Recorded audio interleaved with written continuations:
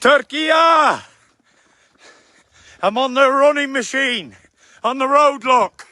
Road running like Rocky Balboa. After I beat Joshua, I want his sensei.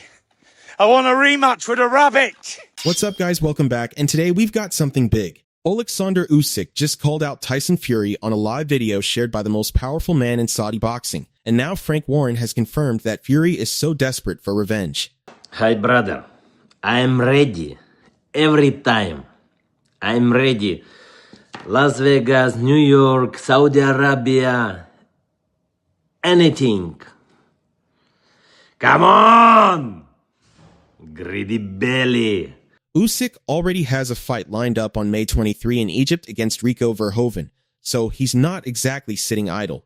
But the man has been pretty open about who he wants to fight before he hangs up the gloves for good. He's mentioned Fury, Verhoeven, and the winner of the Wardley-Dubois fight as his dream final opponents. That's a retirement tour most fighters could only dream of. The thing is, Daniel Dubois went and did something incredible on Saturday night, coming back from 2 knockdowns to stop Fabio Wardley in the 11th round. So Usyk's wish list just got a little more complicated, especially since he's already beaten Dubois twice. Frank Warren came out and straight up said that Fury has made it very clear he wants to fight Usyk again. The only problem is that Fury is currently committed to something else entirely, a fight with Anthony Joshua that, depending on who you ask, is either definitely happening or hanging by a thread. Joshua and Fury have actually signed a contract to fight each other, which is genuinely shocking because this matchup has been teased and canceled and rescheduled so many times over the years that most people had just given up on it. But Warren confirmed it's real, it's signed, and it's expected to happen sometime in late October or November 2026. However, before any of that can go down, Joshua has to fight an unbeaten Albanian fighter named Christian Prenga on July 25 in Riyadh. Warren was blunt about the stakes. If Joshua loses that fight, the entire Fury matchup falls apart. But could you tell us, is there actually a date locked in for AJ Fury? There's a couple of dates that are floating around, and it'll all depend on what happens with AJ on his fight in July. Is there a location locked in?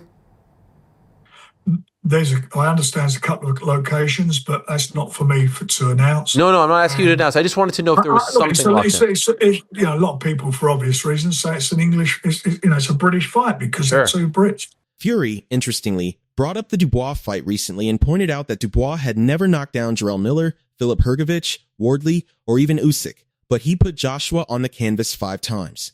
Well, I've just been sat here thinking, after Dubois' unbelievable fight last night, Dubois fought Big Baby Miller, stopped him, but never put him down.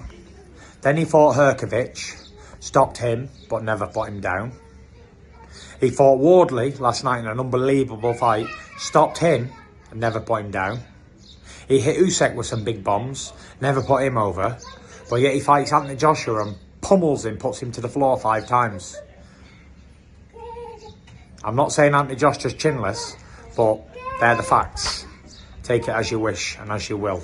Now here's where the business side of things gets genuinely messy. Dana White, the UF's president, who has been making serious noise about expanding into boxing through his Zuffa boxing venture, went on a live stream and casually announced that he's going to be promoting the Fury versus Joshua fight. Dana, you said this week that you're going to promote Tyson Fury against Anthony Joshua. Yep. Eddie Hearn and Frank Warren have both came out and said that contractually that's not the case. Can you comment on that? Interesting. They've said in the contract there's no mention of TKO or Zuffa. Fascinating. So are you going to be the promoter of that? I don't know. Let's see what happens. Do I ever say shit that really isn't true? That doesn't happen? Eddie Hearn, who has been Joshua's promoter since day one back in 2013, was absolutely not having it. He fired back hard, calling White a clout chaser and saying it's contractually impossible for him to take that role. Last thing, I just wanted to ask, so Eddie Hearn did come out yesterday. I call him asked about it a little bit, but his comment, I just wanted to read his quote exactly. And again, this is Eddie's words, not mine. But he said, such a clout chaser, not a chance that you'll be promoting Fury and AJ. Contractually impossible. Let me know when you find your balls. These are his words, not mine. I'm a clout chaser. This Fruit Loop came out and said he's the fucking biggest fight in boxing. while he has Bam Rodriguez and AJ and all these other fighters and all the other guys that are out there, he's the biggest fight in boxing. Those were his words. You know what a fucking Fruit Loop you got to be to fucking say it? Nobody even knew who this guy was 4 months ago. What's actually going on behind the scenes is that Turki Usyk controls the rights to the Fury-Joshua Netflix super fight, and he has a history of bringing in different promotional partners for different events. He's worked with White, Hearn, and others at various points.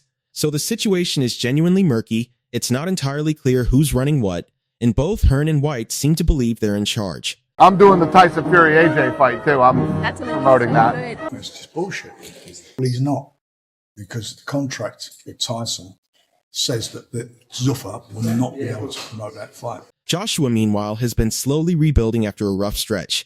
He had that dramatic knockout win over Jake Paul in December, but then got into a serious car accident that pushed his return timeline back. He's been back in training since then, and has even been spotted working with Usyk, which is a wild image when you consider that the Ukrainian is responsible for 2 of his 4 career losses.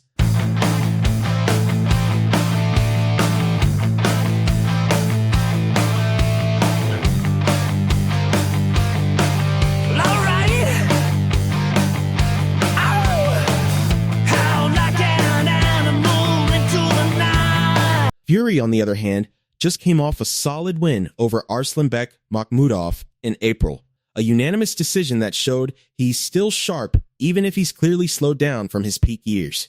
His team has mentioned they might want a tune-up fight before the Joshua clash, just to keep him sharp and focused.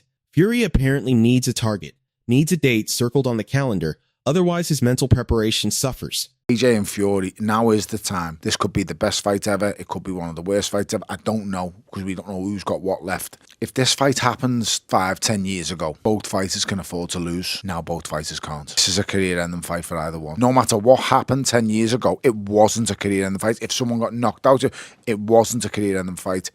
Whoever loses this fight, and in the manner they lose, it's a career-ending fight. Speaking of predictions, Carl Froch, the former super middleweight world champion, thinks this one is pretty straightforward. He believes Fury wins on points, outboxing Joshua and controlling the fight from the outside. Am I bothered? Are you bothered about seeing Tyson Fury take on Anthony Joshua for nothing but revenue? This fight doesn't mean anything. You've got 2 guys who have been beat by Usyk. Neither of them have got a world title. They're both sort of now has-beens. You're going to watch it, but you're not going to get excited. What's at stake when AJ fights Tyson Fury? If somebody loses, are you bothered? Are you gutted about the guy that's lost? If AJ fights Fury, commercially, it's massive. People are going to turn up for it. It might fill Wembley Stadium. Would I be at Wembley Stadium? No. I'll watch it at home, maybe. Francis Ngannou, who has actually fought both men, offered a more nuanced view. He thinks if it goes to the scorecards, Fury probably wins.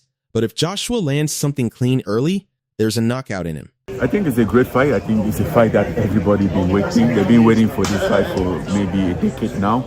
How it's gonna go?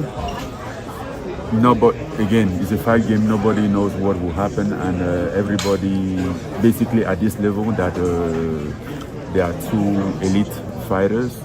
But again, we all know how tricky Fury can be. He managed to be very hard to beat. The heavyweight division right now is genuinely unpredictable, and that's exciting.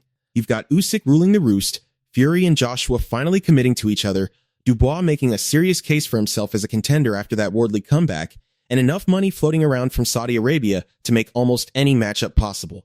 What do you make of all of this? Do let us know in the comment section below. If you enjoyed the video, make sure to like and subscribe for more boxing content like this.